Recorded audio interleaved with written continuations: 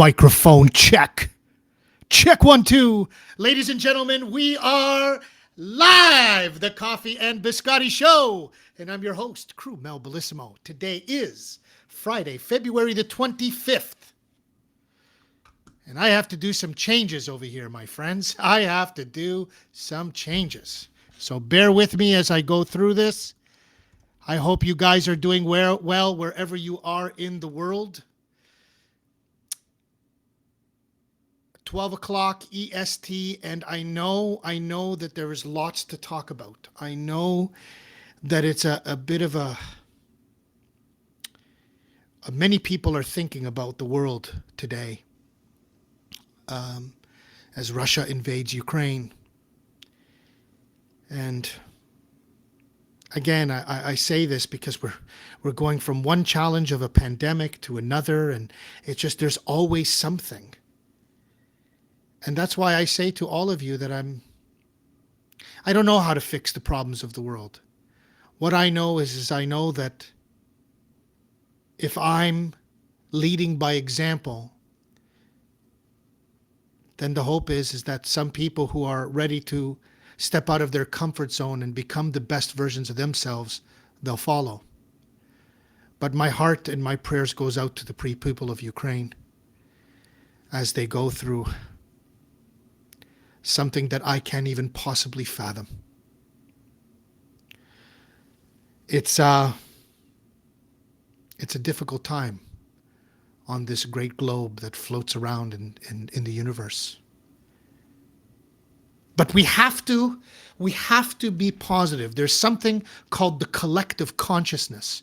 There's something that talks about how if we all are thinking positive, that if we all do something, if we all collectively come and think of positivity, that there is going to be change in the world, and that's what we have to do.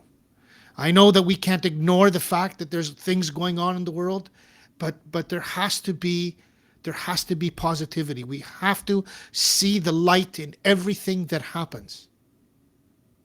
A friend of mine posted this week something to the effect of like the journey, the struggle is the gift. The struggle is the gift because there is so much we learn from that. There is so much that we gain from struggle. And this is a big topic, so I don't want to go too much into it, but I always talk about being part of the solution. And that's why the Coffee and Biscotti Show is alive and well and thriving. Because what my belief is that instead of pumping out more propaganda, more negative stuff onto the internet, I wanted this to be a place where people could come and be open and vulnerable and share their stories of passion and transformation. And believe me, today's guest is going to do exactly that.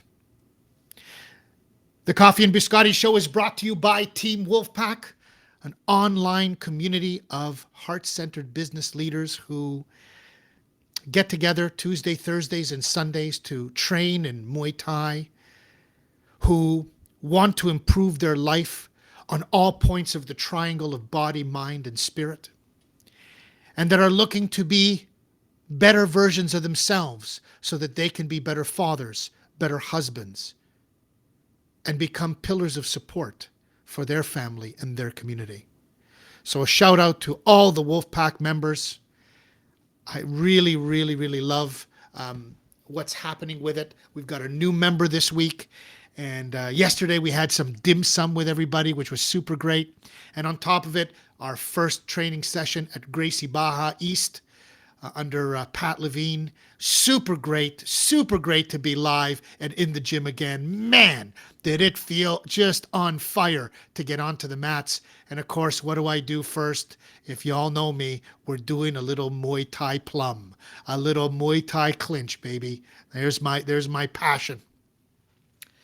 So today, my friends, we have someone that I met in the Muay Thai world.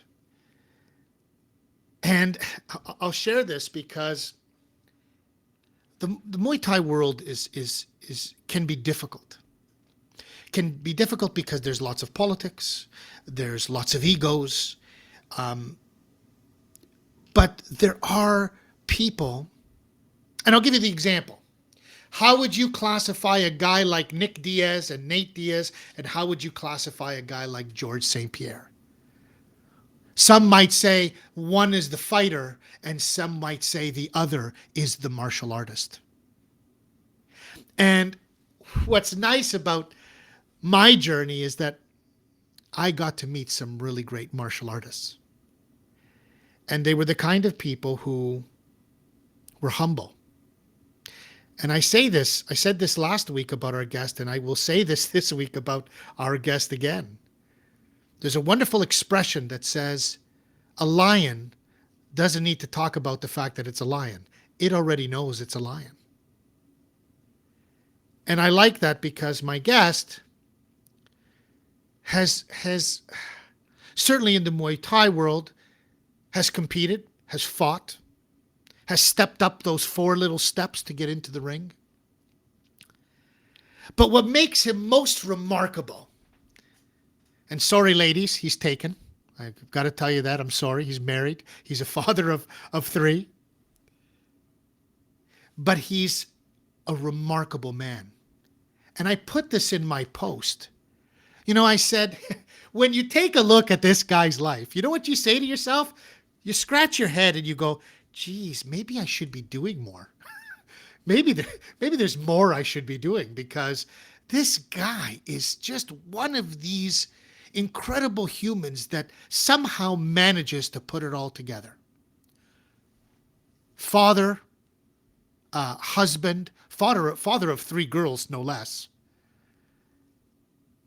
He's spent years in the energy sector. He's VP of Finley, what's it called? Finley Inspections, if I'm not mistaken. And in his personal life, he's been a high-level hockey player, a high-level lacrosse player. He sits on the board for lacrosse, for an all-female lacrosse organization as the director of coaching.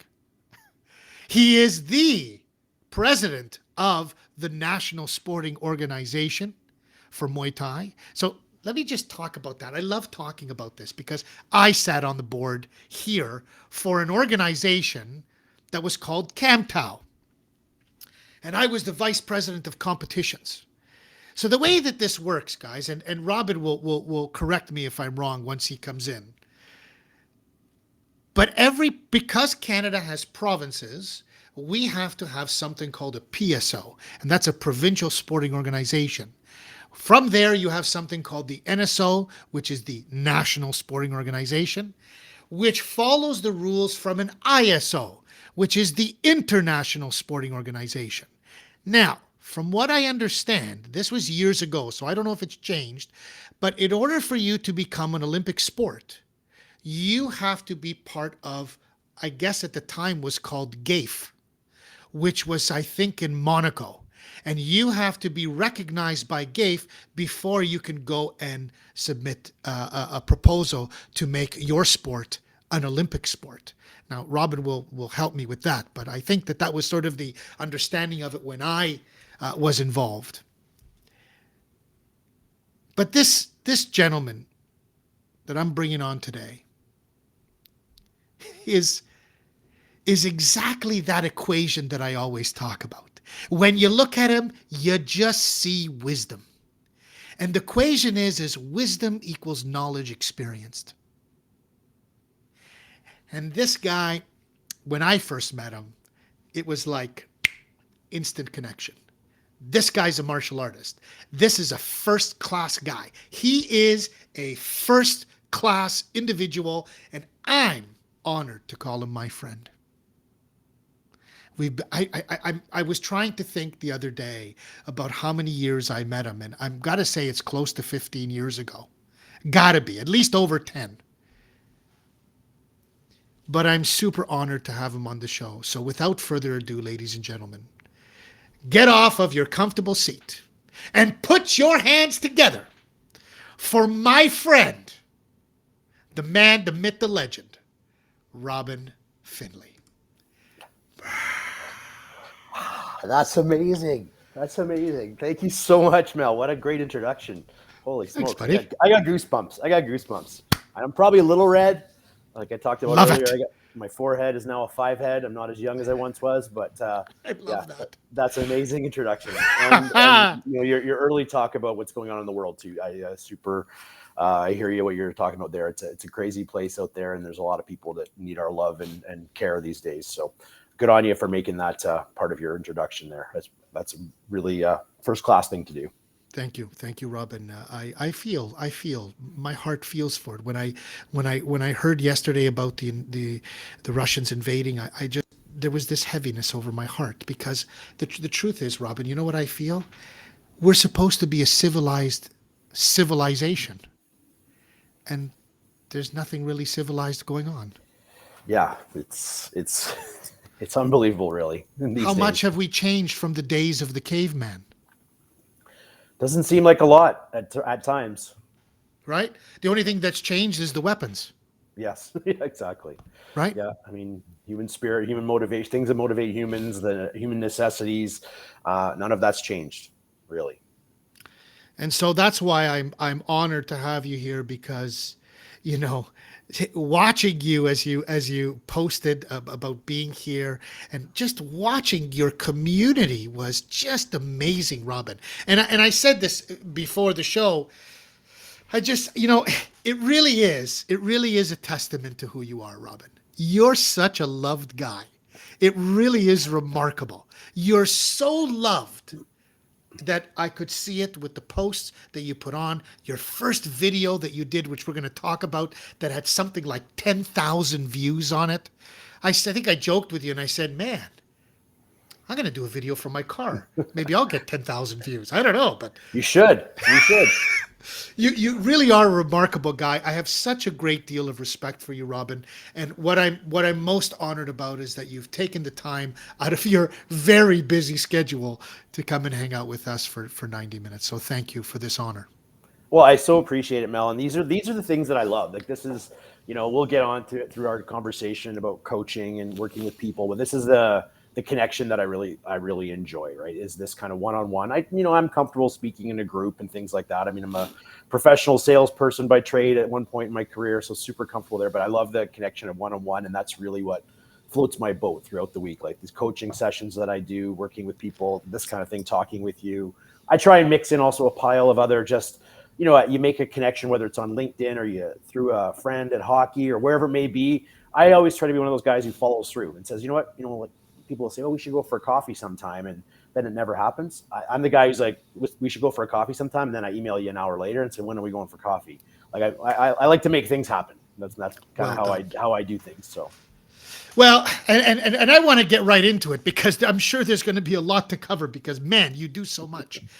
But what I like to do, Robin, is as I do in every show, is I want I want to I want a picture of who Robin Finley, who's this amazing guy, and so maybe what you could do, Robin, is paint us a picture for all our friends in the audience that are watching, and for those that watch, the show afterwards or the recorded show.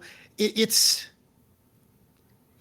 important for me to create the space where you can go and share your story. So take it away, Robin. Sure. Well, I guess I mean, might as well go back to the beginning. I mean, I was born in High River, so it's a little town just outside of Calgary. So I'm the oldest of three boys. I have two younger brothers. And at the time when I was born in High River, we were actually living in Calgary. And as luck would have it, my dad was also born in High River. So my dad was a small town guy, grew up in southern Alberta here as a farm kid. And we just happened to be in High River the day that I arrived. And so interesting story, which actually came back in the energy industry a little while ago, is the doctor who delivered me was the son of the doctor who delivered my dad. So kind of a crazy little Wow. connection there. Yeah, what are the chances of that, I suppose, right? Maybe in a little hospital like High River, maybe it's a good chance. But yeah, so kind of grew up there. Never lived in High River, lived in Calgary for a period of time. And then We were up in Sherwood Park, just outside of Calgary for a while.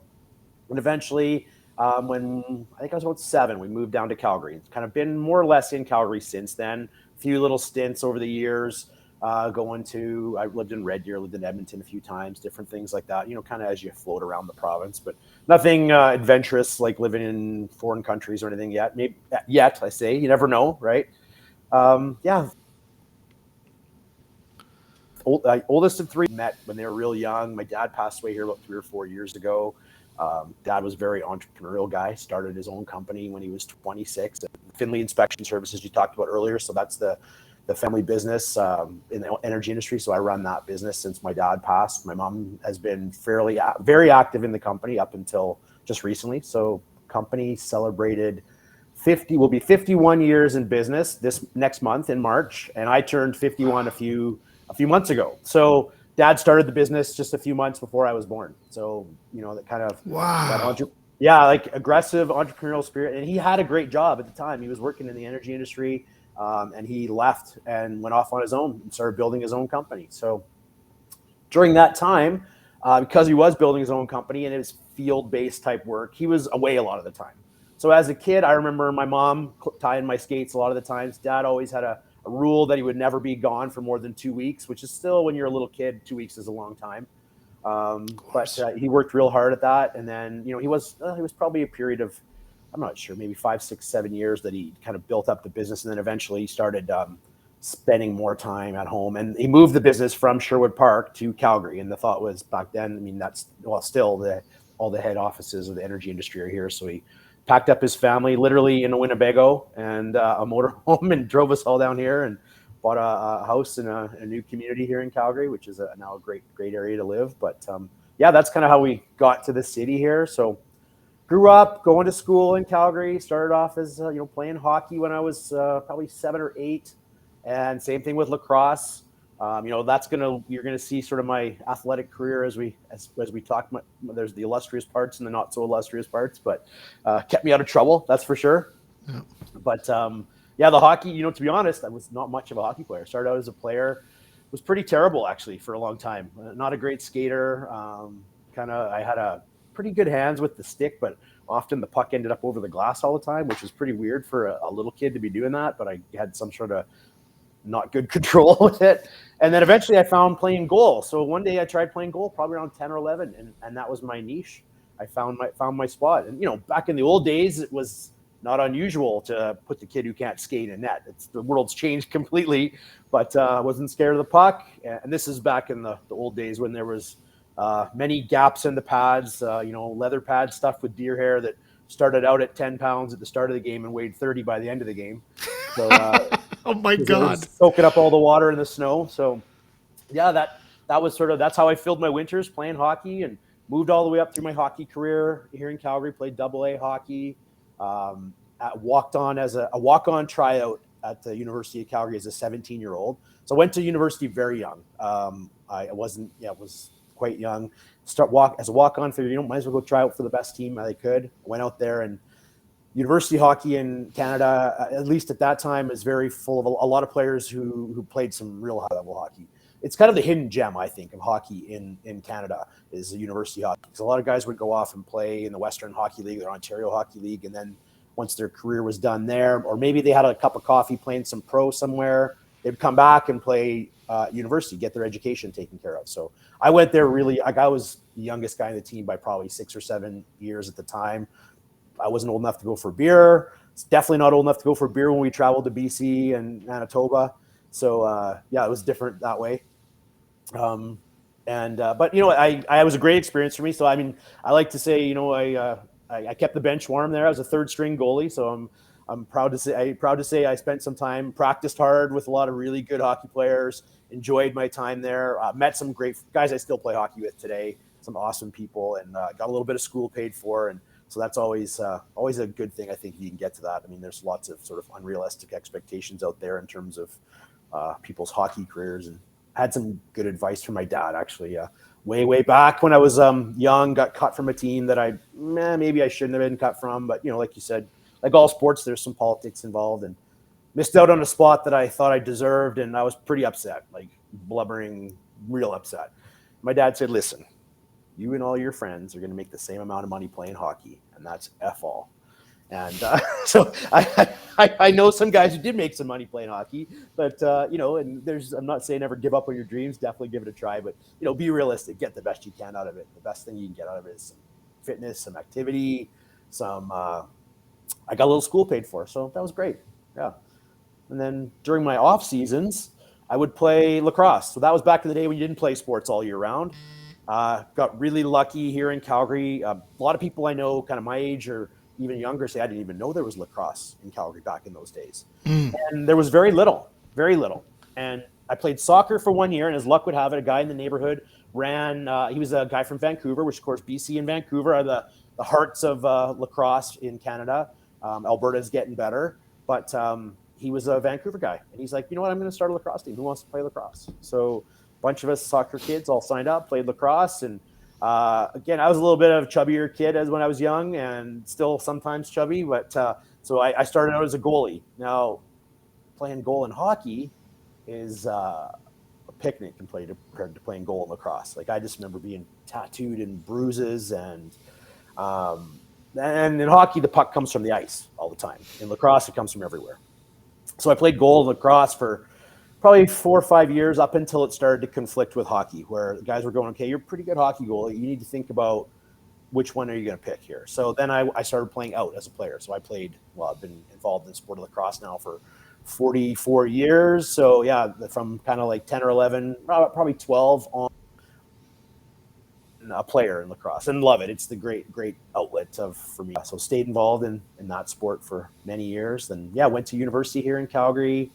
I was a good student. I was maybe not your typical boy. I was pretty quiet, very shy, really good at focusing, sitting down and getting after something. Maybe that's what helps me do all of these things that I do, is my ability to focus in blocks of time. And really good in science and math. I probably should have gone to school to take engineering, but when you're 17, and my parents didn't go to university, just sort of good farm kids who grew up in entrepreneurs. And so I didn't get a lot of guidance in that sense. But kind of figure it out on your own. And I did figure it out on my own, and I landed in political science at university. So that was, for the longest time, I was like, this wasn't the most useful degree. And I thought about going to law school at one point in time. I had a couple friends kind of steered me away from it. And as my life has evolved, this political science degree has turned really valuable. It makes me pretty interesting at parties these days. I've read the Communist Manifesto and, Machiavelli, The Prince, and all those kind of political science books. So who knows? You never know where you get. But, it's made me pretty well-spoken, I think well-written. And back then at university, and, hopefully we won't get into politics too much, but I like to say I went to university when they taught you how to think, not what to think. So I'm super grateful for what I got out of that degree. Awesome. And fit well with hockey. It was a little less commitment than a science and math type degree. So I did that for, finished my degree. After that, I was kind of like, okay, what now? So I went off, and I managed an Earl's restaurant in Edmonton. So I thought was maybe I'd go get a business degree afterwards. That was an amazing experience, actually. I regularly talk about what I learned. I don't know, are there Earls in Ontario? Yeah, there are now. Yeah. So Western chain of restaurants. And as an 18-year-old, when I went to work at one as a waiter while I was going to school, before I became a manager, the training program was exceptional. Like I still remember the things they taught me about how to sell, because really when you're a waiter, it's customer service and you're selling somebody food. And we were told, try and sell them an appetizer, try and sell them a drink, sell them dinner, try and sell them dessert, try to sell them an after dinner coffee, all of those things. And I was one of those guys who kind of soaked up everything that I was given, and then went out and applied what I learned. And go figure, what they were teaching actually worked. So I had some real success as a waiter, but all those all of those skills still work in whether you're selling drilling rigs or pipelines or whatever. They still work. The principles work. So I went through a great training program there. Actually, recently, a guy I worked with there, he was doing a English Lit degree. So here he's got his English Lit degree, and I got my political science degree. We're managing a restaurant. And I've known him since then, 25, 30 years almost. And he and I just recently worked together again at Ensign Drilling here in Calgary. So yeah, he's had a great energy career. So yes, there's lots of people that have come through the service industry, and so that was a interesting part of my life, and kind of did that for a period of time, and then it was kind of what next. So I went off. I worked in the field a little bit, doing some construction type work. Sometimes I say I'm not that smart, but I can lift heavy things. So I worked well in the energy industry as a laborer. Did that for a little while, and it didn't take long. I think it was a couple of weeks before they started putting me on to more than just hauling things around. So started learning some pipe fitting, a little bit of that, and then I decided to go back to school. So I went back. I attended a year at SAIT and a year at NAIT. At SAIT, it was called the Energy Net, which SAIT is the Southern Alberta Institute of Technology. So very well-respected technical school. Went in there, did a year in their energy natural resource program with a specialization in chemical engineering technology. Finished off my second year at NAIT, which is a sort of a sister school. Ended up moving to Edmonton and doing that. So I graduated with an honors diploma in chemical engineering technology, doing that, which I super enjoyed. Came out of school, started doing some engineering work, and I had a really awesome opportunity. A guy named Harold Lillis gave me this opportunity to come in and work in this little custom division of a company called Barber Engineering. So I'm not sure if Barber's still around. They've probably been gobbled up by somebody, but they were, I think, 50, 60 years in business at the time. And Harold had this special segment of the company where he would take you. We would design custom flow measurement systems. So basically, think of loading a rail car with oil or gas, or just a way to measure things as you're doing that. So I would do the initial consultation with the client, try and find out what they liked or what they needed. Then I would go back, I would design it, then I would build it, then I would go out to the field and commission it, and then I would do follow up with the client afterwards and make sure they got what they wanted. And as I did that for a period of time, and I'm good at the numbers and that kind of thing. I found the two parts that I liked the best were the two pieces on the ends of the scale, that customer part of it. And I'm not like, I may appear, I think I'm personable, but deep down I'm pretty introverted. So, I mean, I enjoy one-on-one type things, but I'm pretty introverted type person. Like, I'm probably not gonna be the guy who's the life of the party, but if you engage me, we're gonna have a real interesting conversation, right? For sure. Yeah. Anyway, so that business. So at that point in time, I made the conscious decision to get into sales in the energy industry. And so a lot of people land in sales because they have the gift of the gab. And you might say, well, while we're talking here, Robin, you certainly have the gift of the gab. But at that time, definitely not. And really, the best salespeople don't have the gift of the gab. God gave you 2 ears and 1 mouth for a reason. The best salespeople ask questions, right? So I was really fortunate, landed at an excellent company, a software company, had an exceptional training program with great accountability, and like just very fortunate. Like I think I've had some real lucky breaks through the years. Like whether it was the lacrosse, getting a real lacrosse coach, a guy who played lacrosse from the old days. I got that right out of the gate. My sales career, I got excellent sales training because there's surveys on LinkedIn right now. You can go do a survey and ask people like how many salespeople have been trained, and you'll see numbers are like 2% where guys put the salespeople to work and they don't train them.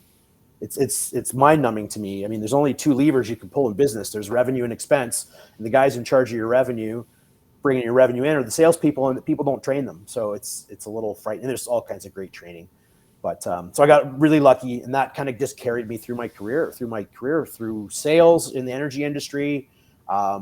Because I have a technical education, I can pick up technical things pretty well, so I can, know enough to be dangerous. But I was always very comfortable knowing that we have experts in the business that can answer all the very specific questions. Right. So yeah, so I regularly, that was my pitch, is like, I'm going to be accountable to you. One period in time, it's a good sales story, I think, working at Ensign Drilling. And I think I was the only guy there who had never worked on a rig. I had been on a handful of rigs, but at one point in time, I had all the biggest accounts. So Shell, Chevron, Nexen, Suncor, Imperial Oil, British Petroleum, like the big ones. Normally in a company, you would get maybe 1 or 2 of those. I had 6 of them.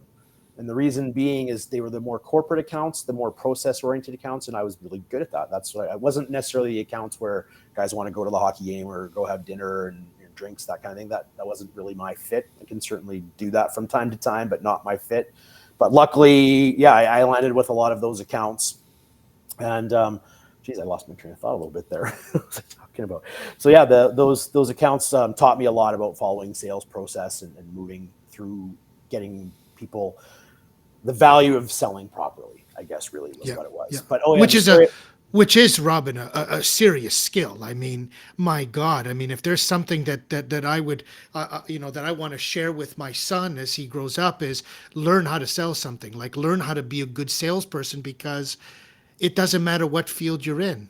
There's some kind, that skill, that ability to connect with people is really important. That's what it is, Mel. It's to connect with people, and people get scared of sales too. Like my wife, for example, is a teacher by trade, an outstanding elementary teacher. Done that for her whole life. Recently launched a business, and I told her many times, like when she's talking about something she's enthusiastic about, and she's great at it. And then it's also just knowing to be engaging. It's how you treat people, right? Is the sales part of it. And ultimately, everybody's a salesperson at some point in time, whether you're selling yourself to your boss to get a promotion, making it's a great skill. They say it's the highest paying profession in the world, and you can't get a degree in it.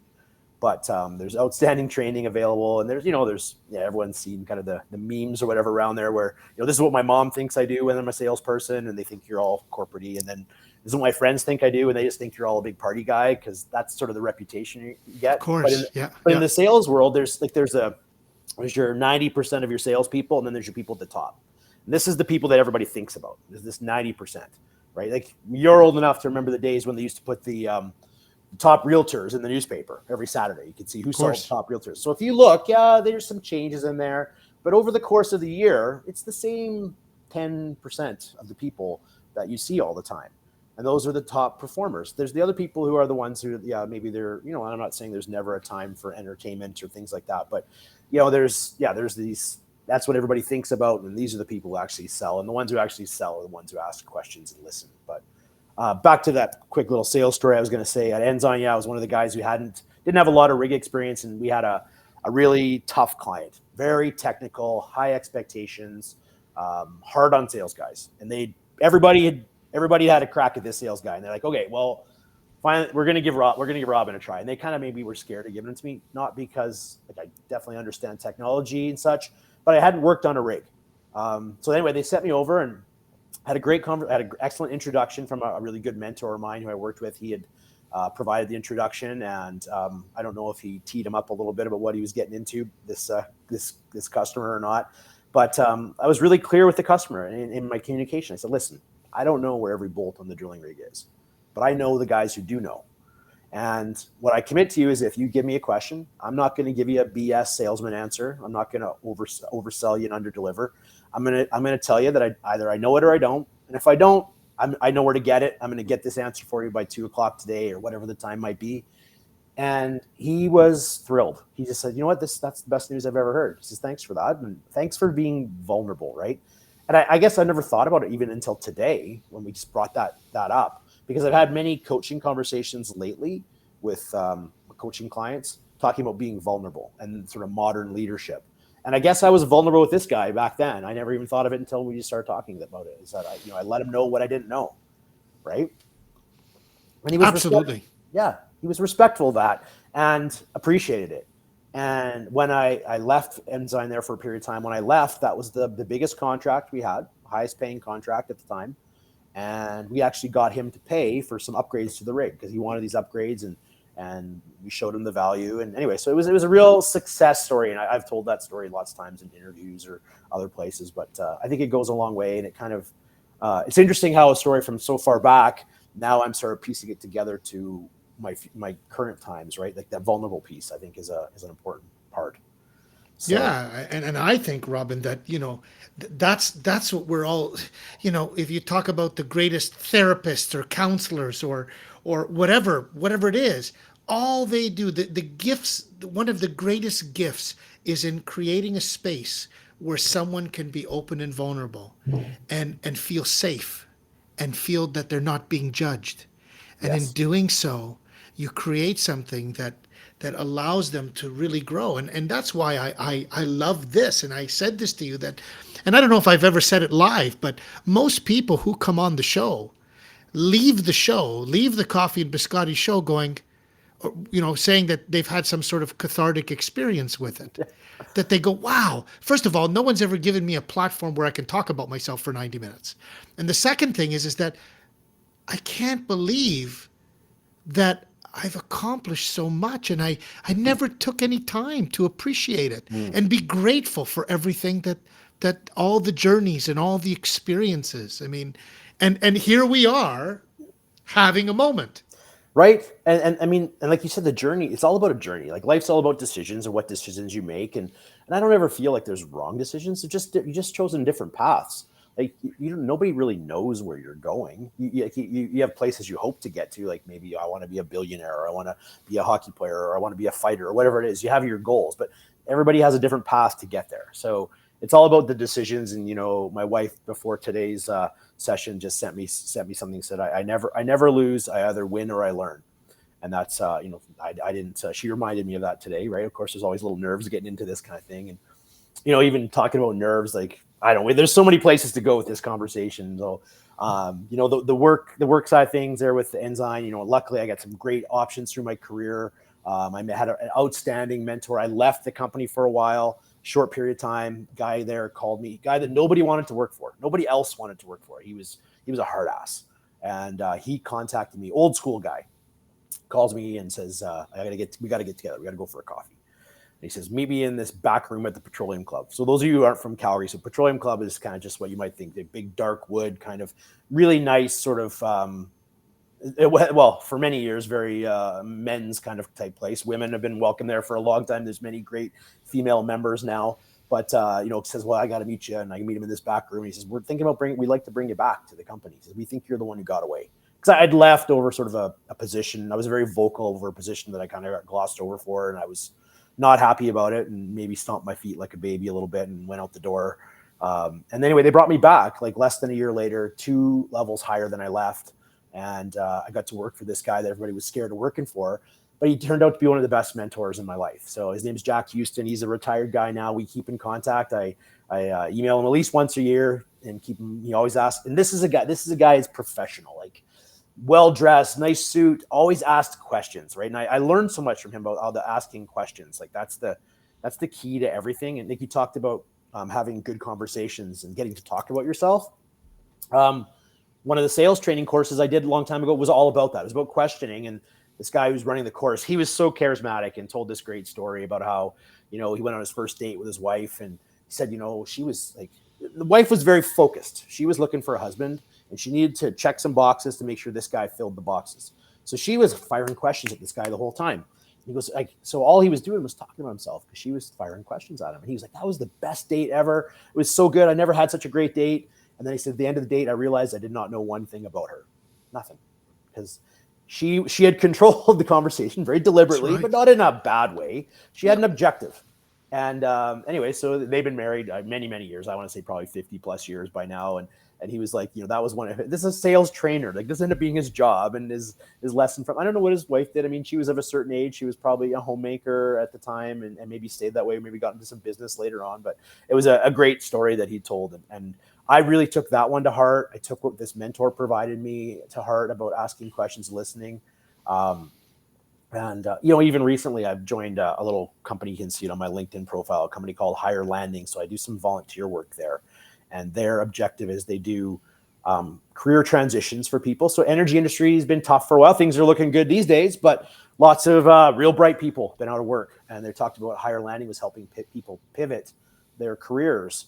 So they do a little presentation where you have to do a pitch about yourself, about your value, and they call it the Grizzly Den. So I've been asked to be a Grizzly. So I've been a Grizzly on the Grizzly Den a few times, and the feedback that I've gotten has been outstanding. And a lot of people have told me, they said, Robin, you asked the best questions. So I usually have a question or two to start with, and then I'm good at building off of the next question and the questions that make you think, or the last question to make you think. And then also I really try to engage with the people in that group too. So there'll be a group of 5 or 6 that'll present throughout the day, and they often reach out to you on LinkedIn and looking for a connection. But I always reply back to them. I've had, these are the, I talked to you earlier about, when someone, maybe that was, I can't remember if that was when we were chatting before, but I'm one of those guys that when people say, you meet somebody new and you have a bit of a connection, they say, let's go for a coffee. I'm the guy who says, when are we going next week? Because I think maybe that's the key to how I juggle all these crazy things in my life is I try to do everything right away.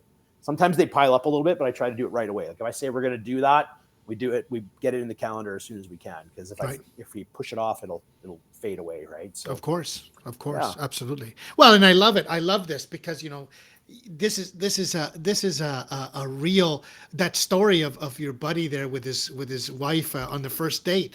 I mean, this is great stuff, Robin, because this is where you know as a martial arts school owner, I had to learn this stuff. So part of the training that I gave was to the staff on even how to answer a telephone absolutely, because super it's important. so important, of Yeah, course. and And there's nothing common about common sense, right? It's everybody has a different experience. So and one of the things that was really powerful was most people at the time we were told don't give a price over the phone yeah, because you don't know what they're going to get. yeah, They are going to give you a price, but you don't know my gym. You don't know my yeah, ring that I have. You don't know anything about my yeah. place. So it's tough to give you a price. So what we were told is just keep asking questions. Yes, Don't yes, let them control the conversation. You control it by asking yeah, questions. yeah. Because the minute you go you've lost them.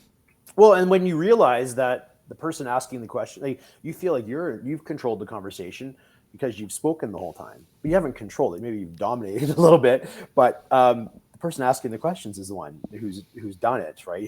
They've gained the most knowledge, right? You have to listen. That's the part of listening, right? So that's the big part of it. But yeah, so I'll fade back a little bit in my career here. After playing hockey at university, like I was never the best athlete. I for me, and it's still to this day. I mean, I can even tell a story about playing hockey last week. Like I still play hockey, but what took me, like, yeah, I coach athletes. I coach female lacrosse players, and we'll talk about that. I mean, I can take an athlete and turn them into a lacrosse player, but the things I can't teach are compete. Can't teach somebody's compete level. You can't teach effort and attitude, those kind of things. And I don't know where or how I got it, but I had a certain level of desire. Like I went, in my opinion, way further in sports than I probably should have, just given my, I'm a big guy and, things like that. But I certainly have a little bit of athleticism in me, but I think most of it came between my ears, I think, was the mental part of the game. And I think that carried me a long way in lacrosse, a long way in hockey. I remember playing on a sort of a select team back when I was 15 or 16, a really well-known hockey guy named Wally Kozak. And I had made this team. I was one of the only players who wasn't a AAA player who made this team. And I ended up playing almost all the games. And I don't even know how I learned it, but he came in the dressing room and I was quiet. I'm usually pretty quiet in the dressing room. Even to this day, I still, I'm thinking about the game, right? I was like, so I'm thinking about the game. He goes, what are you thinking about? I said, I'm thinking about what happens when they come down on a 2-on-1. What happens when the puck hits my pad this way? And he says, well, this was, I don't know, probably 13, 14. He says, well, you're doing pretty high level visualization. And he says, keep it up. And I don't know where I learned it, but I learned it. And it's something that's kind of carried me through my career. And we talked about, a little bit of nerves before today. The world's a crazy place. Like I coach teenage female lacrosse players. So dad of 3 daughters. So, you see some adventures through that. And it's tough being a teenager these days, I think. Life, so, there's lots of things that cause anxiety. And Yep. with my athletes, we talk about that all the time. Like they say, everyone, the players are like, I'm nervous, coach. I'm nervous, coach. And I'm like, well, the nerves are just energy, right? It's energy inside you waiting to get out. So you get to decide what that energy becomes. It becomes either you rise to the occasion and you excel, or you can allow it crush you and not do anything. And I'm lucky, and I don't know if it was genetic or it rubbed off on me or rubbed off from me, but my 2 daughters are real good examples of that. My 2 youngest daughters are lacrosse players, and they, sometimes in practice I have to kick one of their asses. One's a little mouthier than the other. I got to give her a little kick in the ass and say, get going in practice. But when the game comes down, they deliver, right? And I don't know how or where they learned it, if it was like by osmosis or whatever, and I'm seeing that happen through more of the players that I work with. Yeah. We talk about practice as a safe place. It's a place to make mistakes. I had a girl apologize to me about making a mistake in practice. I'm like, whoa. We don't apologize for mistakes in practice. So mistakes create coachable moments. I say, you don't make mistakes, I might as well go sit in the stands and drink beer, because you don't need me if you're not making any mistakes, right? But anyway, I kind of got off track there. Back to my, the movement from playing university hockey, played there. Like I said, I had the high level compete, and I just, I love to compete. I'm still probably way too competitive. Even last week playing some, I call it old guy hockey, but I don't know if it's old guy hockey, but there's some real high end hockey players in Calgary still. And a lot of these guys can play. And I play Friday with a group of guys that are amazing. It's the most fun, some of the most fun I have every week. And, there's a point in time where goalies, where you're out of position and the guy's just ready to tap it in the net. But I'm that guy who's diving back in the net at lunchtime hockey to take one off my head, because that's to me, I'm here. I might as well give it all I got. Right. So I love that. And then I explained to the guys that those spectacular saves only come when you're really out of position. So, but that's right. We're not trying to be out of position a lot. No, and it happens. And so yeah, I mean, so don't be too impressed by the spectacular save. Maybe if I had a goalie coach, he'd say, well, if you hadn't got here, you wouldn't have to do that. That's right. But anyway, that's kind of, it gives a little hint into, I guess, how I compete. But yeah, coming out of university, I wanted to go keep playing hockey. So I went out, tried to play a little bit of beer league hockey. I went out there, and I still had to, I couldn't turn off the compete switch. So I'd show up to the game, and I had to get there early. And I'm thinking about the game, and it's fun. Guys are playing hockey for fun, right? And they're showing up, and maybe they're having a beer before the game. And I did it for a while, and I couldn't do it. I was like, yeah, we're here to have fun, but it's fun to win before the game. It's fun to win. That's to me, it's fun to win. That's like having a beer before a fight. Yeah, no, and I never could. I never did. And but anyway, so I took some time off hockey. I just gave it a break. I was like, you know what? I'm not ready. And I sold my goalie pads. I went and had some players' equipment, skated around, reminded myself why I was a goalie, because I wasn't that good skating around. But that's when I kind of looked into the martial arts. I was probably late 20s, by 27, 26, 27, 28. Here we go. And here's the transition. Yeah, and here's kind of where we went. So, I love competition, and so I always had to keep that in my life. And I always I thought martial arts was the coolest thing ever. Like I grew up in the, we're around the same age, and, the blood sport and, Bruce Lee and all that. I always wanted to do a martial art. I thought it was the coolest thing ever. But when you're a high level hockey player, you're playing hockey 6 days a week or more. And coach doesn't want you going out and doing something else. So that wasn't an option for me. So right.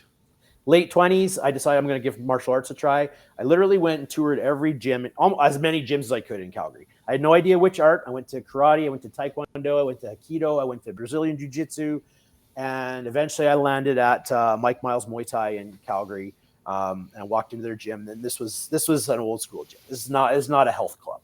This is a gym. This is you go down the stairs. You go down the stairs. There's pictures on the wall of legendary fights.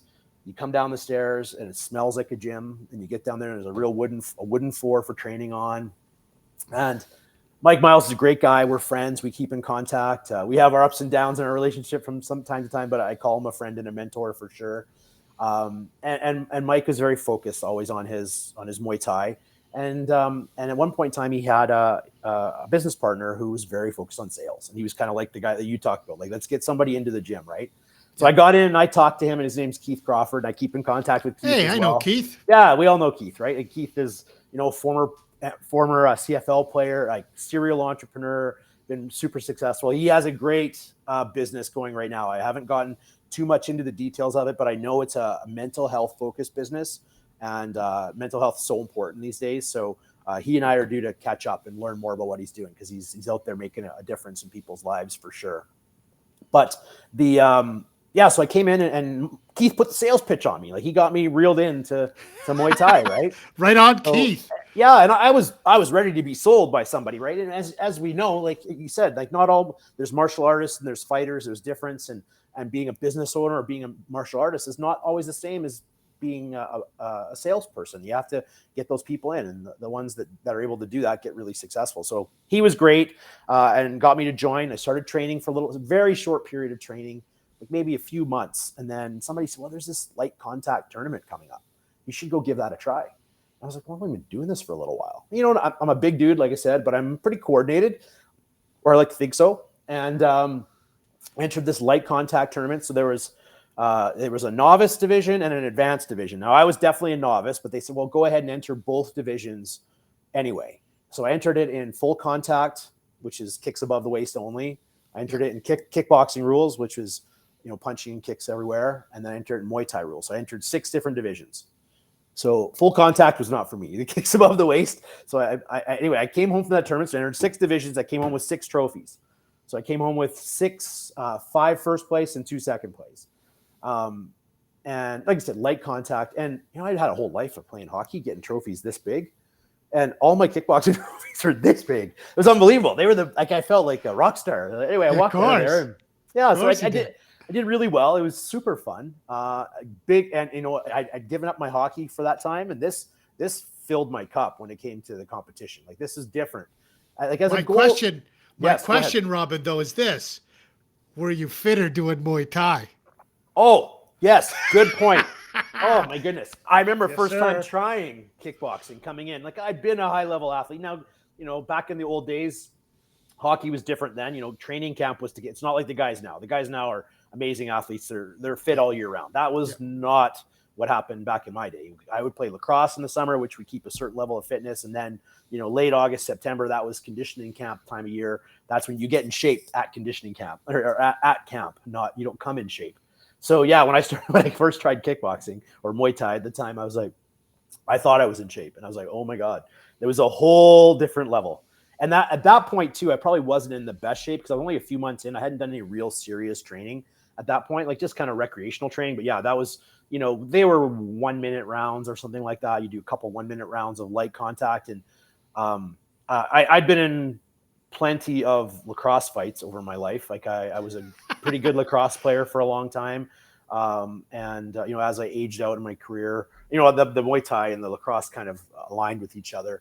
As my lacrosse career, like as a young guy, I was big and strong and I didn't run very fast, but I had really good stick skills. I figured out that if I can't run fast, I better make sure nobody can take the ball away from me. So I did that. I lived with my lacrosse stick. And I scored a lot of goals as a lacrosse player up until kind of my late teens and 20s. And I started playing senior lacrosse at 17, which is really young. And that was back in the scary days. Lacrosse was wooden sticks and no face masks. Like it's where, lacrosse and rugby, those are a couple of the scary sports up there, right? But then anyway, so back to the Muay Thai. And the national sport of Canada. Yes, exactly, right. But I lost my train of thought again. So I want to interrupt just for a second, Rob, because what I love about this is that I love that. Here's what I really admire about this. You've had this successful career in business, and yet your passion for hockey, lacrosse, for Muay Thai is evident. And it goes along with what I always say and what I actually do with some of my clients. And I say, I want you to fast forward to your funeral. And what are they going to say at your eulogy? Are they going to say that, you were a really good salesman? Are they going to say that you did really good at your job? Or are they going to say that you were this passionate guy who loved to compete and loved to, you know what I mean? And that's what I love about this experience, because it's the passion. It's what your heart shines through that makes this experience exactly what this show is about, sharing people's passions and transformations. Well, the passions too, they came through a different, like a lot of time the passion was kind of trying to fill me up in terms of the competition. Like I'm not sure always what it is about the competition. It's not like I'm not a sore loser or anything like that, but my wife, like I'd go play fun beer league hockey and come home and she'll always ask and super supportive how'd it go, and she could tell like no one's harder on me than me, right? So when you're a beer league goalie, as long as you show up, you're good. You're happy, right?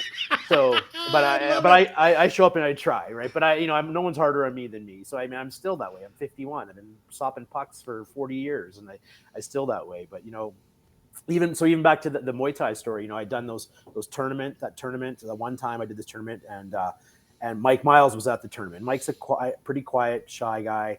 And he came up to me afterwards. And I don't know how you ran your fighters at your gym, but Mike at the time used to say that you had to be invited to fighters class. Like you don't just get to say, I want to come and be a fighter. So he had to see you train. He had to see your work ethic. He had to see what you did. And he said, you know what? I think you should come try a fighters class if you'd like to. He said to me, do you want to do this for real? And I was like, well, I never thought of that. Like, I mean, at that point in time, like, so I had 2 kids at the time. So, I mean, and remember, so I'm like 28, 29, probably by then. Kids, most of the guys in the gym who are training or fighting, they're all 18, 19, 20. They're going to school, they're working some jobs, they're doing different things. I got a downtown corporate job. I have a wife, I have 2 kids at the time. And so I came down, I started training. And, I remember having one in diapers, and my wife is a gem. Like my wife, Annie, she gets me, and she knows what it takes what makes me happy and things like, still to this day. She's like, maybe you should go play hockey. Why don't you go do some yoga? And she knows these are the things that keep me intact. Right. So, at that time, so we had a discussion about it, and I said, it's something I really want to do. And we got my daughter, Shay, was born in 2002. And that was the year I had my first fight, or right around that time. So, I mean, Mike was very patient with me. Normally he wanted fighters in the gym on certain days, on certain times. And I had to attend the fighters class, which was 4:30 to 7:30. So talk about, we've evolved since then, like overtraining, right? Like I used to we trained 3-hour sessions. I remember burning through probably three shirts because I was sweating right through. Like as a chubby guy, I heat up quick, right? So I burned through shirts just getting soaking wet. So I would do those classes, but he had other expectations, and he was really understanding with me. And I said, listen, I have a different life than these other guys. I can't, and girls, I couldn't do the same thing. So I said, I'll do my running time. Like, he wanted guys to show up early and run before the workout. And I'm like, how about I run I have pictures of me running in the morning, pushing my daughter Georgina in the stroller, doing the runs in the morning in the winter in the snow. So I do my runs in the morning. Then I would do some sparring at lunch sometimes. Like, luckily Mike's gym was downtown close to my office. I'd scoot in, spar for an hour, go back to work. So yeah, I made it work. And then, had my first fight in 2001, 2002, I think. And Went really well. It was short and sweet. It was, Mike gave me some really good, like, he wasn't very, always forthcoming with sort of the lessons, but when they came, they were valuable. It was like little things like when you get into the ring about, leaning on the ropes in the corner and saving your energy. And, you see these guys in the MMA and the UFC, and they're all bouncing around, and he wouldn't let us do that. He said, that's you're burning up energy before your fight. Things like that. And then one of the best ones too, and you think about when we go back to the talk about nerves and energy. And he said to me, the day you climb up to the ring and you're not nervous, don't get in. He goes, the nerves are what's going to keep you safe. So he says, if you have no nerves, then there's the difference between knowing that you prepared and you got in shape and all that stuff. But he says, if you're not nervous, don't get in the ring, because that's what's going to keep you safe in there. So I always remember that. It was a good lesson that I got from him, and I've passed that one on to lots of people too. But yeah, I had a few fights. So I think that year I had a couple fights. They went really well. Then, then I'd take some time off, gain 25 pounds and come back. Yep. I mean, I always thought lacrosse would be easy if you could run fast, and Muay Thai would be a lot easier if you could stay in shape all the time. But I never could do that. I had too much going on in my life. And so then we had another baby in 2004. So I'd take a year or two off and come back, have a couple fights, take a year or two off, come back, have a couple fights, and wrapped up my career in 2008 as a 38-year-old. My last fight was against a 19-year-old beast of a guy. I ended up losing. I had been off for a while. His coach came up to me and says, "Good for you for getting in the ring." He goes, "You're older than I am." So yeah, the kid I was fighting was 20 years younger, and I fought in big boy weight class too. So I fought super heavyweight for a long time, which depending on what did you weigh? Well, this is the other thing, all over the map. So my very first fight, I was 212. Like, I used to play hockey at 209, 210 for a long time. You're a big dude, eh? Yeah, like I'm 6'2", I got thick legs, that kind of thing. And so I had my first fight at 212. I was in real good shape for that one. Then, as they went along, I had a fight at 219, I had a fight at 229, I had a fight at 239, I had a fight at 249. Oh my God. By the end of my career, I figured out that, like, super heavyweight is, like, a lot of times it's 210 and up or 215 and up. Well, and up is really big now. Like, one of my fights was, I was 219, he was 267. So he was almost 40 pounds heavier than me. It was the only fight my mom came to. My mom came to that fight. It was in Red Deer. Poor mom. My mom and dad came, and he was a big guy from Calgary. And she said he was on the other side of the ring. You take off your robes and start ring. She goes, "Well, honey, when he took off his robe on the other side of the ring and I couldn't see you, I was a little worried," because he was a big dude. He's a And I little was worried. scared. I was scared. First 2 rounds, I did a lot of shelling up. It was a sloppy. I recently saw the video. I hadn't seen any of the videos of my fights until probably 2 months ago. So Mr. Miles started sending me the videos, so I've started seeing some of those. And these are wild. So these are like freaking filmed on old camera, right? Like on VHS, right? So I started to see some of them, and so I had the first 2 rounds. He was beating me up for sure. Like I wasn't doing anything, and then the third round, he's like, well, you got to do the fight. I can't do it for you. He's like, you got to get in the ring, and he goes, the only way you're going to win is knock him out. And it was a kickboxing rules fight, meaning, kicks all around, but you can't grab the kicks. But we train Muay Thai where you can grab the kicks. Of course. So he throws a little front kick. I grab it. I swear to God, I brushed it. Video tells you otherwise. I grabbed it. I definitely grabbed it. And I let it go, and I jabbed cross, and I put him. He was asleep by here. They hauled. It was a bad knockout. I felt bad. I contacted him later. He got hauled off on an ambulance, and I ended up losing the fight as a result of it. He got knocked out as a result of an accidental foul. Because I grabbed his kick, and he won the first 2 rounds. But so anyway, my career kind of moved along. Like I always say, not so illustrious. I'm 38 with 3 kids. I mean, should I have still been fighting? I don't know. Thankfully, we got some fights, and we had a fight. Last one was in Orlando, Florida. So it was a family trip. We went down there. Dad fought, and then we went and went on holidays or whatever. Right? This is crazy. Yeah, brought the whole family. Right? And let's do a family trip. Dad's gonna, one night. Yeah. One night while we're in Florida. Listen, don't worry about it, guys. I'm gonna be a bit busy. I'm gonna have a fight. Yeah. But I wrapped up the career with a loss, a decision loss. But it was something when this guy had said to me, he goes, wow, he basically said, you're old. I was 38, and I still have there's you're days, old. There's like my wife would kill me, but there's days where I'm like, I still think I could do it. Like I went to the gym recently and hit the pads, and it all comes back to you. That's for sure. Like Crew Trevor Smandage held some pads for me here recently, and it was super fun, and I love it. There you go. There's the name.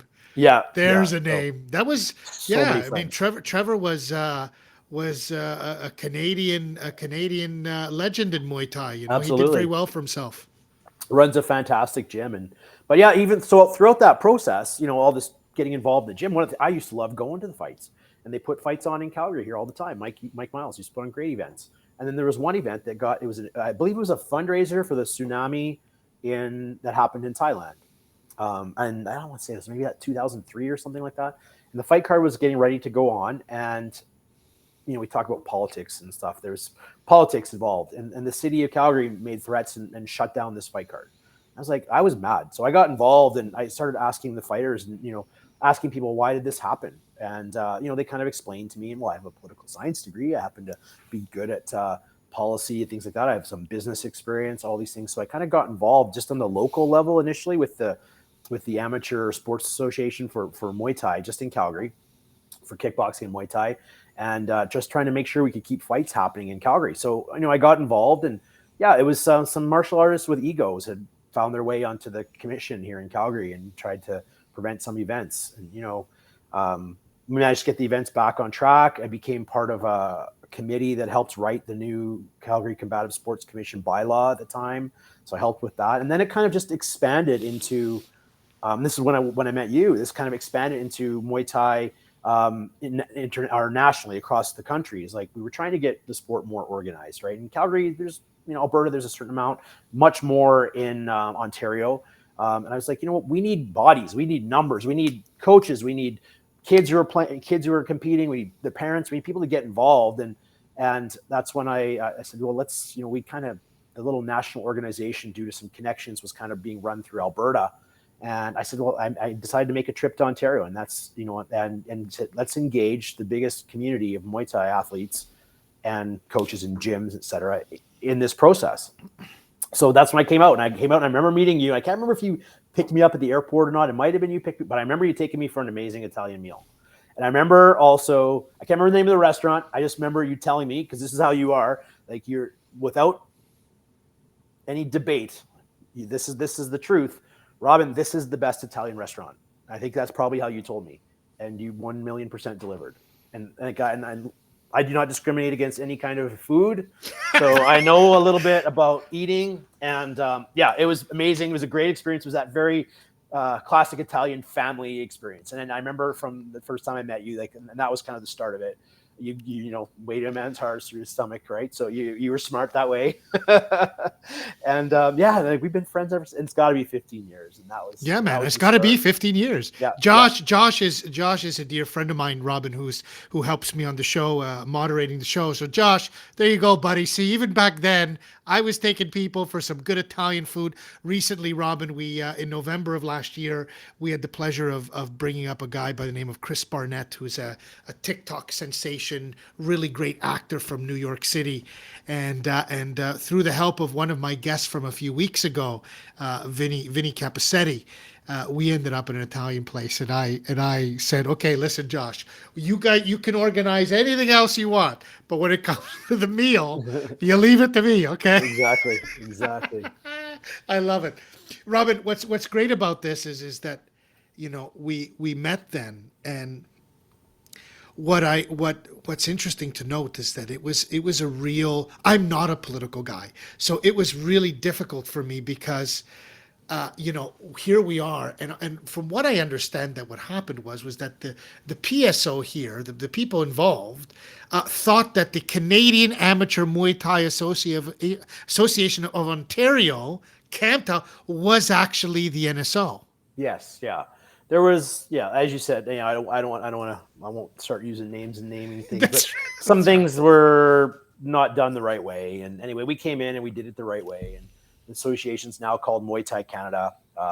Yeah, and like you said, you explained earlier about the International Sport Organization and those. How did I do? You nailed it. You nailed it. Exactly right. So, and Muay Thai is going to be an Olympic sport. So I haven't been too involved in that lately, but it's going in that direction. So it'll be interesting to see how that goes. I'm excited about that opportunity. But yeah, I stayed involved. So I've been the president of this association. I want to say it's probably since that time. It's been 15 years. There's times, and I think what kept me involved in the community. There's people who don't always agree with the way I do things, and I try to. I'm pretty good at I'm good at.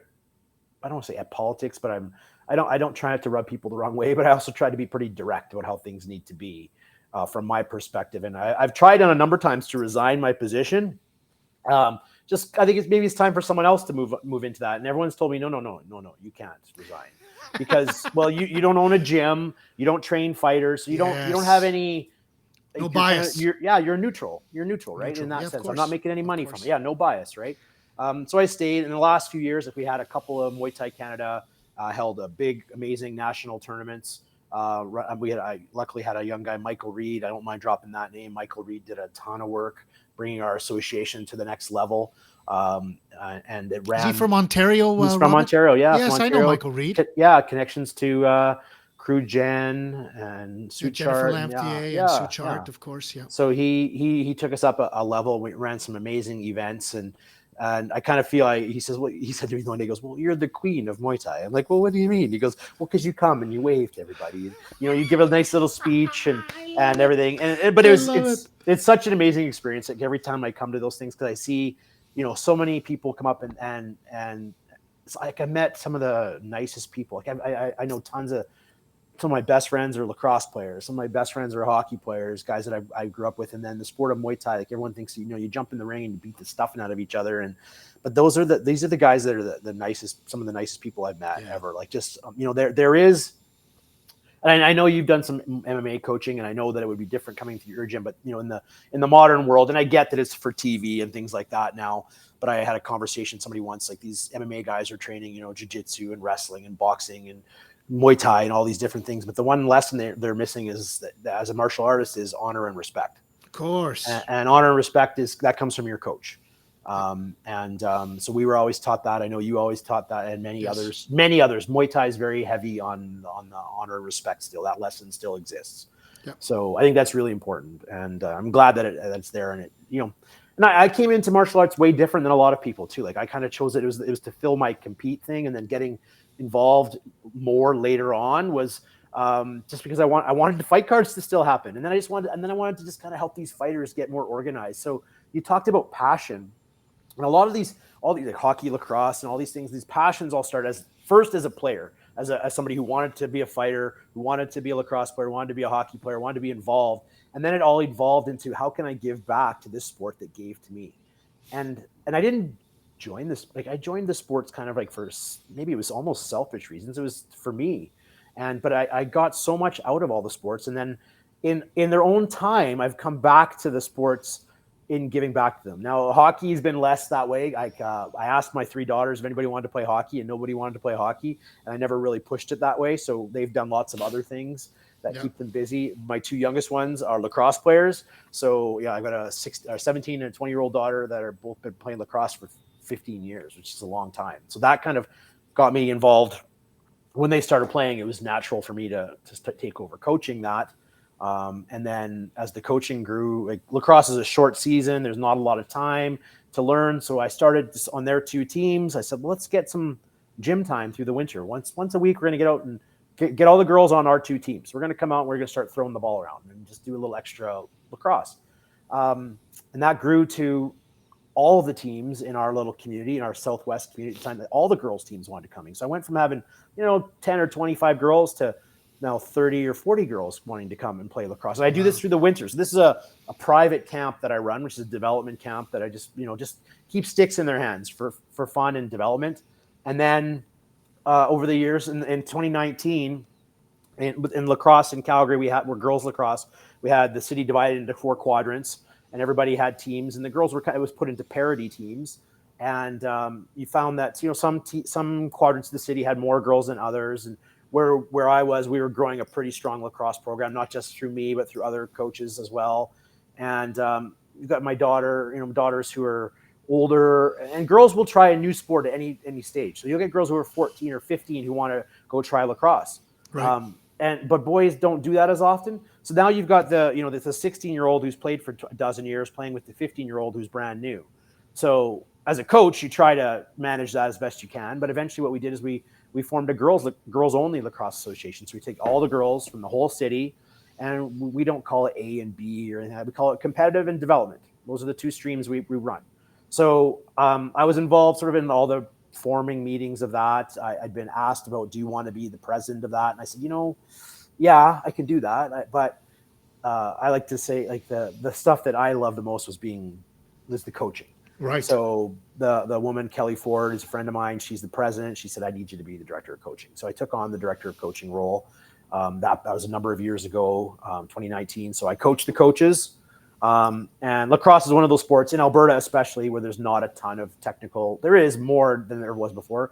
Not a lot of technical knowledge. There's sharing and coaching. There's 2 sides, and this translates, into my business life too. Like there's the understanding the technical side of coaching, like how to jab cross, how to throw the lacrosse ball, whatever, those parts of it. There's also the how do you connect with the players, and connecting with teenage girls is different than connecting with teenage boys. They're both athletes. I call them athletes when I talk to them. As that's how we talk about it.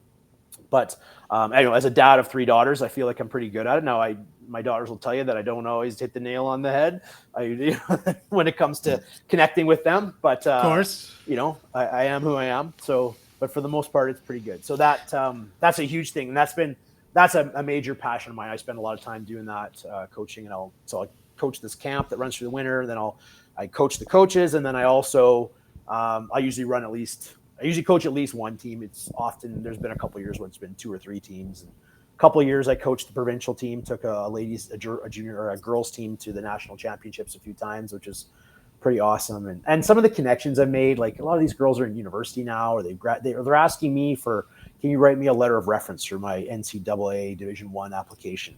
Can you be a reference for me for my first job? That's amazing. And it's something, it makes me tingly. I love it. And, some cases it's maybe a little bit of a father figure, maybe to some girls. There's lots of broken families and such these days. You never know what their relationships are like. And I like to think I have a pretty good relationship with my daughters. My one, the 20-year-old, she was on the provincial team for 2 years in a row. 15, 16, kind of, that's, you don't really want to hang out with your dad that much, but we were having practices all over the province. So we had 27 practices the 1 year. So we're driving, an hour each way sometimes to practice. So she got a lot of hours with her dad, and I'm super grateful for that. And I'm sure she would have maybe preferred not to have all that time, but she did. Yeah, of course. She's a teenager. Yeah. You're not cool anymore, Dad. Listen, I have a 4-year-old boy who says, Daddy, don't come in the daycare room, okay? You go. Yeah. He's 4. Yeah, you're not cool. He's going to be 4 anyway. Yeah. But Robin, what I want to go to now is what I'm really intrigued about is as one who's listening, actively listening to you talk, it's really quite remarkable that you really have taken on this coaching persona. And I want to talk a little bit about what you're doing. And I Yeah. know that you're working for Finley Inspections, which is great. It's a family business, an incredible family business of 50 plus years. But I want to talk a little bit about your coaching and consulting, because Yeah. I think that the theme here is Robin's a coach. Right. Like it all kind of blends together. And I think you said it earlier on about, knowledge and experience. And I can't remember how you worded it. How it's got, Wisdom equals knowledge there you go. experienced. Wisdom equals knowledge and experience. You said that my face says wisdom. So I'm glad. That's great. That's what we need as somebody who's a coach. And it works in the sports field. And then, in the business field, I've always kind of, or for the last a number of years, I guess, in my career, I've always been leading teams, whether it was a sales teams, an operational team. We talked earlier about the vulnerability part too. Like sometimes in the operational world, I wasn't the most operational experienced guy. So I empowered the people who worked with me. I'm like, listen, my job is to hire people who are smarter than me to make me look good. Like not really, but let people do their job. Like why hire smart people and not let them do their job? And Right. so, so the family business is great. We're energy industry business. It's awesome, but it allows me some free time in that to do other things as well. And the coaching and consulting, I've kind of been, as you heard, been doing it sort of throughout my life in one way or the other. It's been sort of semi-official for the last few years. A friend of mine who I used to work with brought me into a company that she had joined with her brother, a company called Curiosity. So I coach the CEO, the COO, and a couple of their, I can't remember all their titles. Titles have changed. There's 3 other young sort of leaders in the company that I coach as well. And the young guy who owns the business kind of challenged me. He says, you know what, why don't you need to take this to the market? You need to let people know what you're doing. He says, I met, he's a young, like, I don't know, probably 28, 29, maybe, entrepreneur and who owns this very successful business. He said, I get approached by coaches all the time that are, stuffy tie guys, and they're very formal. And I can be, I love wearing a tie. I can be that guy too. But he's like, when my sister said, you need to meet Robin, it wasn't anything like that. He said it was, he's a dad of 3 daughters. He's got a lovely wife, and he's involved in all these sports. And this guy, Mark, who I coached with, Mark Montanini, he said, that's what made me want to meet you. So anyway, I met him and we hit it off right away. So I've been coaching with him and his team for quite some time. But then recently he challenged me and said, you know what, you need to put this out there. He said, you got to get out there. So he said, do a video. So that's when I did the little video about 3 weeks ago on LinkedIn. And he said, and me as a sciencey math guy, I'm like paralysis by analysis. Like I got to prepare and I got to rehearse and I do all those things. I'm not I shoot from the cuff when I speak sometimes, but the idea of doing something like that without being prepared, even not that long ago, I one of the other things in my life is I always say I can't sing, I can't dance, I can't paint, but I can cook. Right. So I read that. That's another passion in my life is cooking. So a while ago, I tried to get on one of the local cooking. I was on the Food Network, a cooking show. I sent an audition and I didn't get through, but my video was cheesy as hell and terrible and too rehearsed. Right. So I was like, okay, don't do that ever again. And my little video in the car it's got pushed in 10,000 views. My network, I'm so grateful and humbled by my network, how they've supported me. So really that was the first step, was to kind of put it out there and let people know that I'm doing that. And now the next step is to kind of take it, and this is part of the step too, is to let people know what I'm doing. So like, I don't want to, there's so many coaches out there, and I don't really want to call it business coach necessarily. It's coaching and consulting. And the reason being is you talked about the experience side of things. So there's very few situations that I've encountered where, because I think you have to be a certain age to be this type of coach. You have to have lived some life. You have to have seen some struggles. You have to have had a few things, right? So, because when you talk about things, well, maybe this story all sounds amazing. Oh, Robin, look at all the great, amazing things. Everything. It sounds like a piece of cake for you, but it wasn't. There wasn't always pieces of cake. There was getting cut from teams. There was, moving jobs because of getting overlooked. There was all kinds of things. And somebody asked me a while ago to tell one of those stories. They said, everything sounds rosy in your life. Like, and I said, oh, no, don't make no mistake. You learn more from mistakes. You learn more from losing than you do from winning. So I've done my fair share of losing in different ways. Yeah. So that was the push. The video has been the push. And then now I'm just out there looking for clients, and I've got a few people I need to talk to. And for me, it's very much about, I'm trying to narrow down who I want to work with, and there's not an age, there's not a gender, there's not a Yep. business, there's none of that, because I feel like there's a lot of people I could help in a lot of ways. But what it's about is we have to have similar values. Like I want it to be successful for who I'm working with, and for me. And the part for me is interesting. Not that long ago, there's a thing called the Why. Everyone's probably heard of Simon Sinek and your Why. There's a thing called the Why Institute. There's a little survey thing that I did through a coaching seminar that I did. And I went through this survey, almost not a personality test, but my why came back as contribute. And contribute means we want to contribute to people's lives in some way. So I had my daughters do it, and my one daughter's an artist, and I mean, hers was completely different from us. I mean, her and I I'm science and math, and hers, but it nailed her to a T. It was exactly bang on what she was. And my wife did hers too, and hers came back as contribute as well. And there's days where my wife goes, and we get along great. We have a fantastic relationship. We don't, I wouldn't say we're opposites, but in some ways we are. She's very empathetic, very kind. She's an elementary, and I'm not those things either, but I can also be very aggressive and very competitive. And she was darn right offended that we had the same thing. And her contribute is like, she's an elementary teacher. She wants to change and help every little kid in the world as a teacher. And, and she does a fashion business now, and she wants to help people in that way. And what I narrowed down with my contribute is that I want to contribute to the success, whatever success looks like for you, the people within my circle. Yep. So my circle changes all the time. My circle could be the people that I'm coaching and on my team that I lead working at Ensign. I want all of them to be the best sales guys they can, or the best operations team that they can. And, one of the regular questions I ask is, how can I help you? It's like, I used to do coaching sessions with my sales team at Ensign, and we kept it really simple. They hadn't been coached much. So it was, as a salesman, what did you do last week? What are you going to do this week? What can I help you with? What problems can I help you solve? That's one of my other gifts, is creative problem solving. I believe there's a creative solution to every problem. But so that's kind of how that's evolved. And then finding that my contribute is to help these people in my circle. And then it's not hard to get in my circle. We have to show some interest sometimes. We have to share something common, whether it's a sport, an industry, a goal, a value.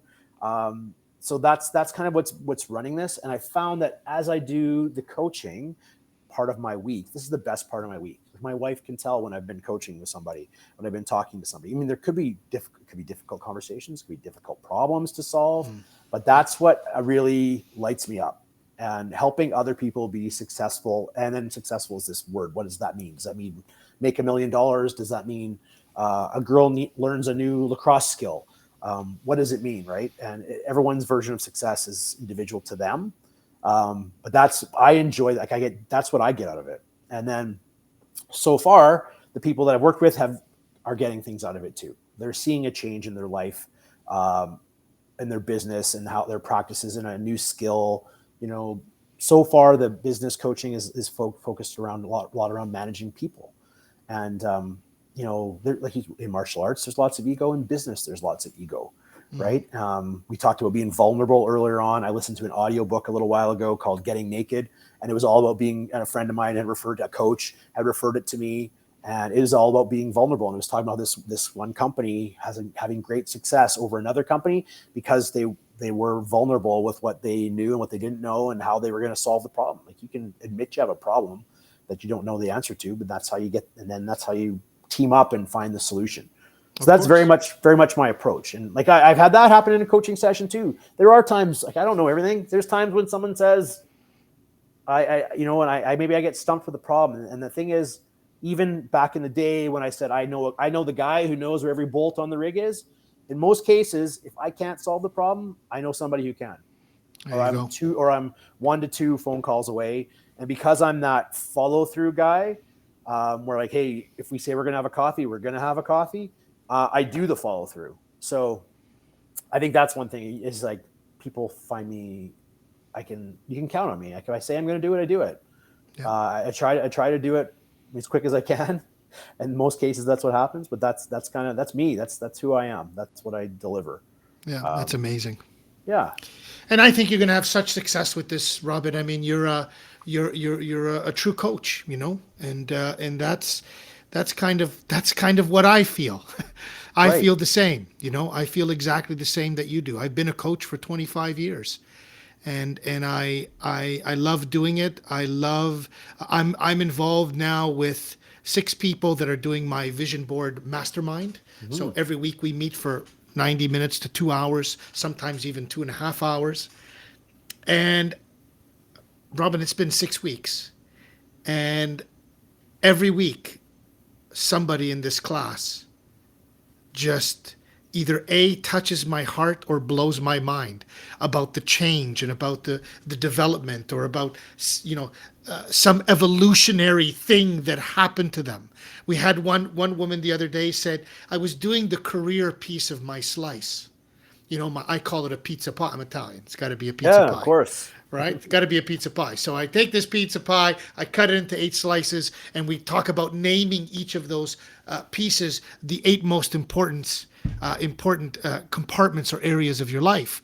So in this particular week, we're talking about careers, and all I can say, Robin, is that this woman comes up and says, "Well, look, Mel, I'm not going to take a lot of time. Uh, I'm just I'm just going to tell you that when I started doing this piece, it was all bullshit." He says, "I can't believe that I thought about all this crap to put on my career piece, but it wasn't me. Mm. It was everybody else's narrative that I've had through my life. Right. What should you do? Well, you should do this. You should do this. You should." No, and now she's getting to a point where she can do something that really represents her. Right. And that's so powerful to me. So I love that you're going in this direction. I think you're a natural coach, and I think you're going to do such wonderful things and help so many people with this. And I have to say, I'm glad that you found this new road. Well, and I've been doing this coaching, I guess, throughout my life, whether it's the sports or the business and things like that. Now it's just kind of becoming a little more official, and I like the part, the consulting part. I call it the consulting part. I don't have. I'm winging it a little bit. I don't have a name. I don't have a logo. I have me. I'm the brand, and there's going to be more about that. I'm going to refine that a little further. But the consulting piece is that I have that real life experience in a lot of cases where I can add that to you. So there's the coaching. Like you can go and do here it's a perfect example for us. There's no regulation in the coaching industry, and there's also no regulation in the martial arts industry. So there's a lot of people going out there grabbing a certification and calling themselves a coach. In some cases, Right. that's fantastic, and I maybe I'll do a certification someday. You never know, and maybe I know I would learn something from it. But there's this aspect of you have to have lived life a little bit. You have to have been through some of the struggles, and I've done that. And the example around martial arts is where there's no regulation as well. Granted, we are martial artists, but we can also go and say, well, Mel's got a black belt. We're both wearing black belts to hold up our jeans today. So we're going to go start Robin and Mel's black belt studio. And there's not black belt karate studio. And there's nothing to stop us from doing that. There's no regulation Correct. around that. Yeah. It's the same thing in the coaching world. So, I would encourage people to be super choosy about their coaches in terms of finding people who are authentic and want to, who can really connect with you. And also have that experience that's valuable that you can bring to the coaching sessions because, there's the accountability part because athletes, as a Muay Thai fighter, I had Mike Miles holding me accountable. I've had plenty of coaches hold me accountable as an athlete, but nobody held me as accountable as me still to this day. Of course. I'm the hardest on me out of all the people. And I'm not saying that I'm going to be hard on people. Like I like to think that like parents that I coach their kids in lacrosse, especially, they like it. And that I have this balance of holding the kids accountable and being hard enough, not like old school, like my lacrosse coach back in the day, not that way, but hold them to that level of firmness, but also recognize that you have to be vulnerable with them and you have to connect with them too. Right. So that's the big thing for me is just getting connected with the right people that I don't the right people, the people who align with me. Exactly. Exactly. And we're aligned with each other. More importantly, That's right. That's right. Right? Perfectly So, yeah. said. Yeah. In fact, when I lost my job in as director of Thai boxing for a gym out here, Robin, because of COVID, I remember starting this coaching business and going, I'm going to help the world, man. I'm going to help everybody. I'm this guy. I can talk to anybody. I can talk to the saint. I can talk to the scoundrel. I can talk to anybody. And then this guy said to me, That's really great, Mel, but not everybody's going to resonate with you. No, got to reel it in. Got to and reel it and in, that's what man. you've done. I mean, and that's, I've said that too. I mean, I think I published information about us doing this on my network, who also reached out greatly about this, the Coffee and Biscotti show, which is great. That's one of the things I talked about. I mean, in one of our recent conversations, you talked about, like, I'm just here to make the world a better place, That's it, right? man. And it's one person at a time. And there's so much right now, whether it's any kind of protesting or all these different things. I mean, really, the best thing that everybody can do is just kind of to be the best version of themselves. And Bottom line. whether that's you need help with that, and there's, a really, I think he's a great Canadian too. Jordan Peterson talks about, he was human as a clinical psychologist. Human beings need so little encouragement. He says, but right now nobody's getting any encouragement. Like, I see it. I really see it with the female athletes that I coach. Like, just a little bit of encouragement, like the way you deliver the message to them. Goes a long way, doesn't it? Like there are mistakes on the floor playing lacrosse, and we're going to try to correct those mistakes or learn a new skill. But there's two ways you can do it, right? In a world where you can be anything, be kind, right? There's a right way to deliver these things, and it takes practice, it takes commitment, and there is a time to be firm and accountable, but there's also time to be vulnerable and approachable. So yeah, it's a balance. Life's all about balance, as you know. So Absolutely. I mean, I can't believe it, Robin, but we're already over 90 right, minutes, if you can believe it. And I it's told crazy. you, I said this is going to I be know. easy.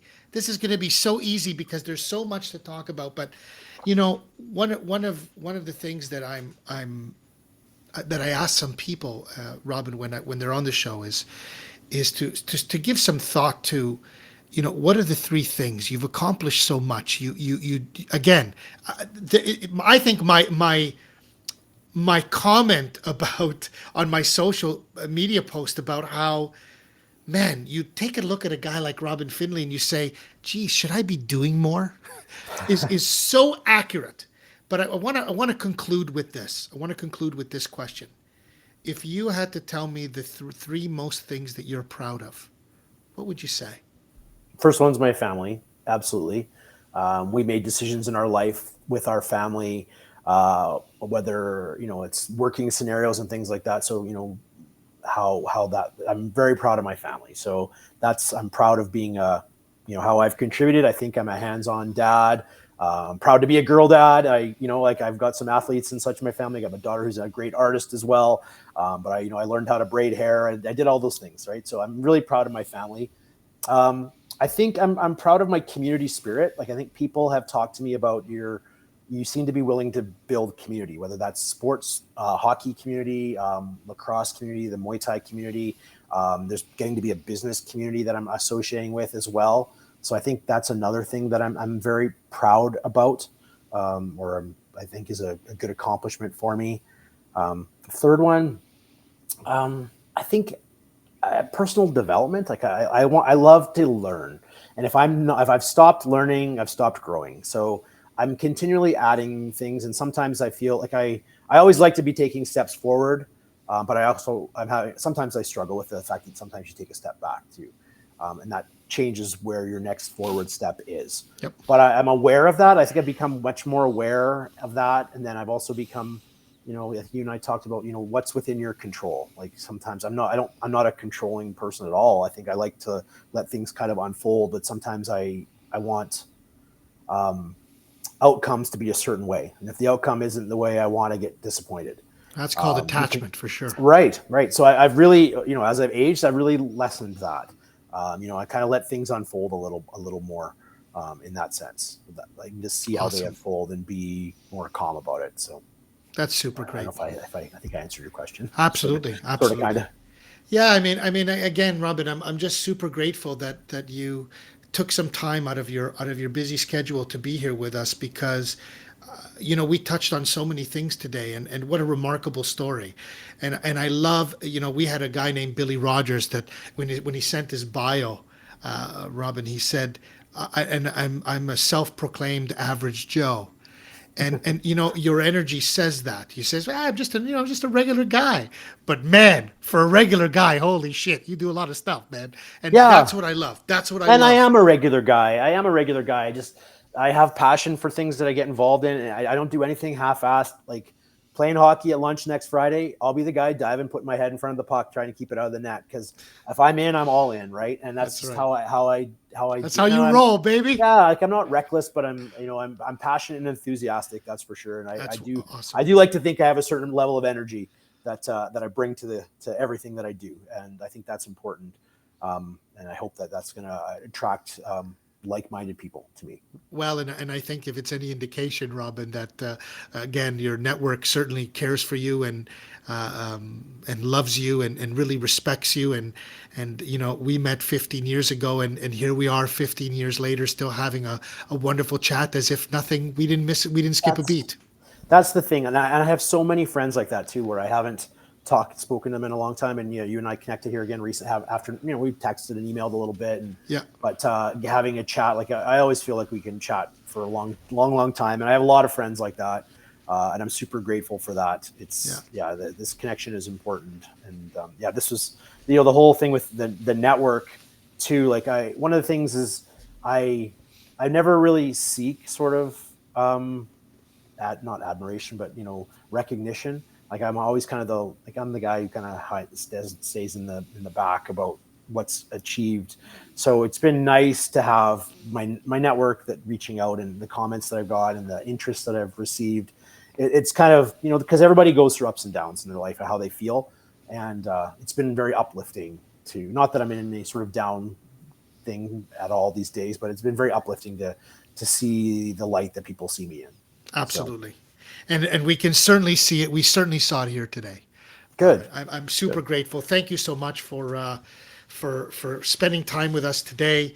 What I'm going to do now is sort of give my final thoughts as I do at the end of every show. So what I'll do is I'll put you in the green room, as we call it, Sounds and good. give the final thoughts. But thank you again, Robin. You're a super Amazing. awesome guy. Thank you so Yeah, much. we'll chat. We'll chat again soon, my friend. Yeah, stay on the line. I'm going to put you Well, in the green room, and we'll be with you in a few minutes. all right. Fabulous. Is that not fabulous? I was totally engulfed in this conversation. It's like it was just me and him sitting down, and as the name of the show is, having a true coffee and your favorite biscotti and just sitting down and chilling out. Absolutely fabulous. What an amazing guy. And I wanted to conclude, that this particular interview by saying, I brought up the old blog I did about my father as before he passed, and it was a blog that I wrote about that's all that's left. And it was really a powerful story of seeing my father in his last few moments of his life, and looking at his closet and how he dedicated his life to his family, to his work, and 42 years of service as with an engineering and surveying company, and everything could fit in one closet. And that what the moral of the story was, this is about connection. That what he did super well, and where I know that part of my passion I get from my father is that he nurtured relationships. He nurtured relationships, and he shared his passion with them. He was the guy, man. If you had a toaster that was broken, you could bring it to my father and he'd fix it. In fact, he'd fix everything from a light switch to a toaster to a blueprint machine, where back in the day they used to use ammonia to make prints. So that's what Robin's story today really hits me. It hits me in the feels. That a guy who just connects with people, and he's clearly a loved man, and I'm grateful that he spent some time with us today. Next week, boy oh boy, my friends, I'm jumping out of my skin. Next week on the Coffee and Biscotti Show, my friends, don't you dare miss it. The author of my favorite book, Kent Nurburn, he will be here. Yes, he will. He will be here live for 90 minutes on the Coffee and Biscotti Show with yours truly as the host. I am so excited. I don't even know what to say. I'll give you just a little bit of what happened yesterday. We confirmed the show for next week, and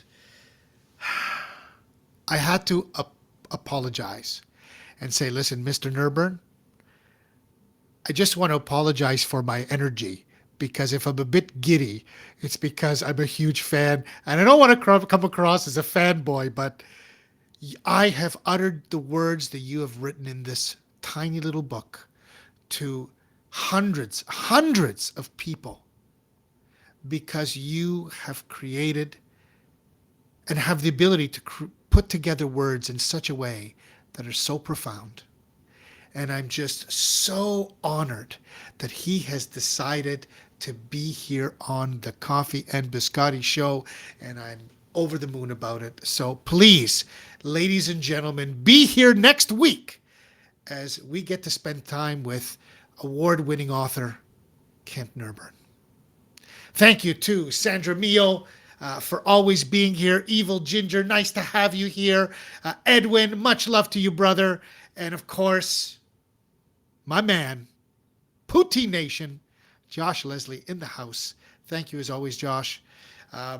This is really a great pleasure for me to be here. I love being here with all of you. Today, our moderator says we are off to home of Muay Thai. Yes, we are. How appropriate. The president of the National Sporting Organization of Muay Thai is backstage, and we are going to visit a DJ Octo, who's spinning some tunes in Bangkok, Thailand. Josh, it's almost like you know what you're doing, buddy. Talk about perfect. Well done, my friend. So stick around. Some tunes from Bangkok, Thailand coming your way. Ladies and gentlemen, as always, from my heart to yours, have yourself an awesome Friday. Sending lots of love to you and your families, and to all those around the world, especially those in the Ukraine. Sending you all some of my positive energy. Love to you and your families during this extremely difficult time. That's it. That's me, Crew Mel, signing off. Have yourself an awesome weekend. Josh, right away, brother. I'm out of here.